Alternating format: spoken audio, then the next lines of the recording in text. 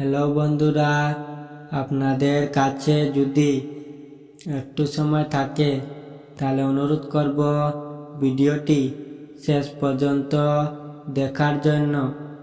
কারণ আজকের ভিডিও থেকে আপনারা গুরুত্বপূর্ণ জিনিস শিখতে পারবে। একটা অনেক আগের ঘটনা। একজন ব্যক্তি ছিলেন যিনি ঈশ্বরের অনেক বিশ্বাস করতেন এবং দিনরাত ভক্তিতে নির্মগ্ন থাকতেন। একদিন তিনি প্রভুকে দেখার জন্য একটি বড় পাহাড়ে উঠলেন। অতি উঁচু উপনীত হয়ে পূজা করিতে লাগলেন এবং বললেন, ভগবান, জানি যে আপনি এখানে বাস করেন। দয়া করে আমাকে আপনার দর্শন দিন। তার ভক্তিতে খুশি হয়ে প্রভু তাকে দেখা দিলেন। সে ভক্ত খুব খুশি হলেন।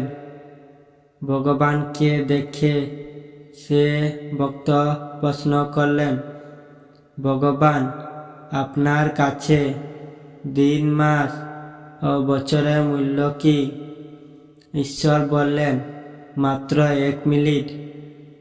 তখন সে ভক্ত জিজ্ঞাসা করলেন, প্রভু, আপনার কাছে 1000 লাখ কোটি টাকা মূল্য কি? ভগবান বললেন, 1 টাকা মাত্র। তখন সে ভক্ত বললেন, ভগবান, আমি এত দূরে এসেছি, তুমি আমাকে 1 টাকা দাও। তখন ঈশ্বর বললেন, ঠিক আছে, 1 মিনিট অপেক্ষা করো। এই ছোট গল্পটি আমাদের শেখায় যে আমরা যা চাই তা কখনো আমরা পাবো তা কেউ জানে না। তবে